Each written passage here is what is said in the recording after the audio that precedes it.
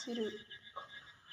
आज बहुत he must important question हम बताने जा रहे हैं जैक बोर्ड के लिए कि जैक बोर्ड 2026 में जो सिलेबस है उस सिलेबस के अनुसार यह क्वेश्चन आप लोगों को दिखा रहे हैं। द्विघात समीकरण जो कि प्रत्येक साल इसमें एक क्वेश्चन रहता है कि द्विघात समीकरण में आप मूल कैसे ज्ञात करेंगे, मूलों की प्रकृति।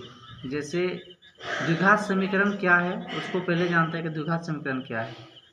तो द्विघात समीकरण ax² plus bx plus c equal to 0, यह द्विघात समीकरण में कि किसी भी बहुपदीय समीकरण में अगर x² को देखेंगे उससे हमको यह समझ में आना चाहिए कि यह द्विघात समीकरण है।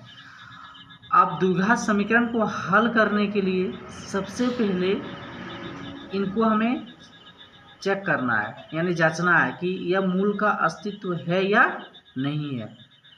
अगर मूल का अस्तित्व होने के लिए अगर इस तरह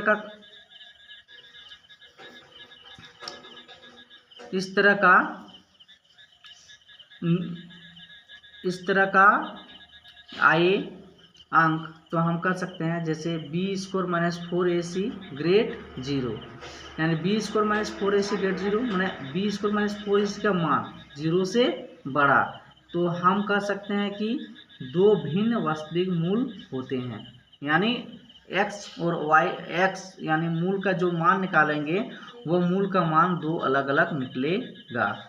उसी प्रकार b² माइनस 4ac का मान रखने पर अगर 0 आए तो हम कह सकते हैं कि दो बराबर वास्तविक मूल होंगे यदि b² minus 4ac equal to 0 हो तो। नंबर 3 में अगर b² माइनस 4ac लेस, यानी 0 का मान जो है b² माइनस 4ac से बड़ा होगा, यानी यहाँ पे 0 का मान, यहाँ पे जो मान होगा 0 से छोटा होगा। उस समय हम कह सकते हैं कि इसका कोई हल नहीं है, यानी मूल का अस्तित्व नहीं है, कोई वास्तविक मूल नहीं होते हैं।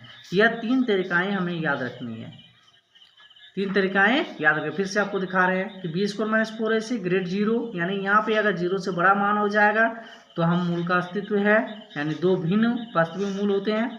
अगर b² माइनस 4ac बराबर 0, यानी 0 निकल जाए तो उस समय भी हम कह सकते हैं कि हाँ मूल का अस्तित्व है दो बराबर वास्तविक मूल पर। और 3 नंबर पे हम कह सकते हैं b² माइनस 4ac और 0 जो है बड़ा हो जाएगा यहाँ के मान पे, यानी यहाँ पे अगर माइनस आ जाएगा -1 -2 -3 तो हम कह सकते हैं कि कोई वास्तविक मूल नहीं होते हैं। इन तीन तरीकों को हमें पहले देख लेनी है। तो चलिए हम लोग एक एग्जाम्पल ले लेते हैं।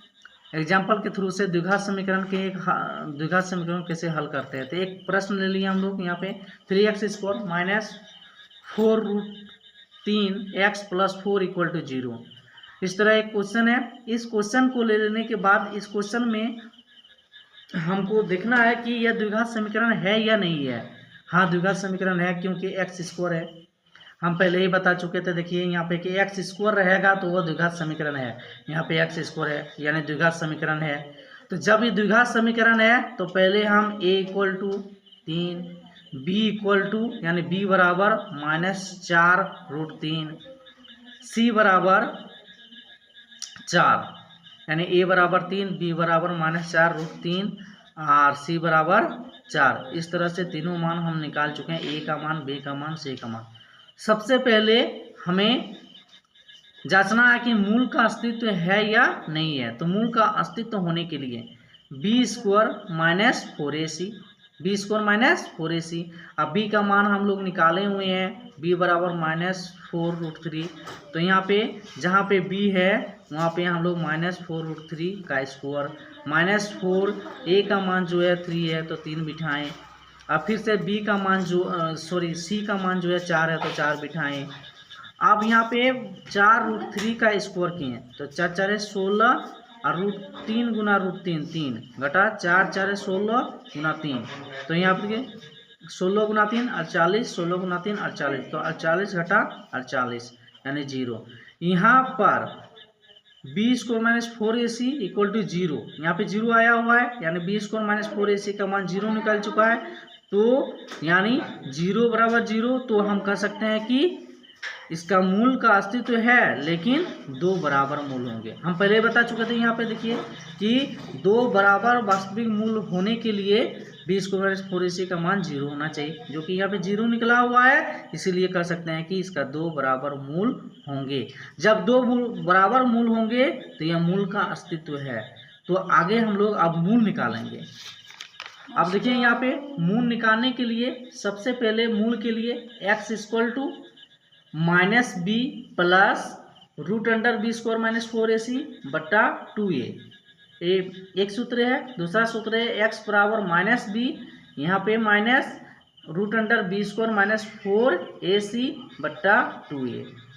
तो यहाँ पे दो सूत्र है। ये दो सूत्र में हम लोग पहले मान को निकाल, दो सूत्र जो है ये दो सूत्र में पहले जो मान निकाले हुए हैं उस मान को रखेंगे। तो हम लोग पहले निकाले हुए हैं बी का मान। बी का मान क्या निकाले थे? निकाले थे -4√3। तो देखिए 4√3 है, तो 4√3 यहाँ पे माइनस है। एक अंदर में जो सूत्र से माइनस दिया हुआ उसको अंदर में रखे, और जो प्रश्न से माइनस है उसको बाहर में रखे। दो माइनस हो गया। अब प्लस जो बी स्क्वायर माइनस 4ac का मान जो निकाले वो 0 है, 0 रखे। अब यह माइनस इंटू माइनस प्लस हो गया, और प्लस होने के बाद यहाँ पे 4√3, तो 4√3 यानी 4√3 प्लस यहाँ पे 0 है, तो 0 का रूट अंडर 0 ही होगा। यहाँ पे 2 गुना 3 यानी a का मान 3 है, 3 बिठाएं तो 2 गुना 3। यहाँ पे 2 गुना 3, यहाँ पे 4√3 है, तो यहाँ पे 2 दुगुना 4, 2 किए। अब फिर से यहाँ पे 3 है तो 3 ही रहने दिए, √3 है तो √3 ही रहने दिए। यहाँ पे 2√3, यहाँ पे √3 जो नीचे है बट्टा में जो 3 है, इस 3 को हम लोग √3 गुना √3 लिख सकते हैं। तो यहाँ पे 3 के बदले में √3 गुना √3 लिखें, और √3 कैंसिल, तो मेरे पास बचा क्या? 2/√3। फिर से आप इसको भी हल कीजिए उसी तरह। बी का मान जो निकाले हुए हैं यहाँ पे अप्लाई किए हैं। बी का मान -4√3 माइनस यहाँ पे जो बी स्क्वायर माइनस 4ac का मान निकाले हुए थे वह मान मेरा 0 था, 0 रखे। यहाँ पे a का मान जो 3 है, 3 रखें। 2 तो मेरा सूत्र से दिया हुआ सूत्र से है। अब x इक्वल टू जो है यहाँ पे 4√3 यानी 4√3 बट्टा यहाँ 6 है।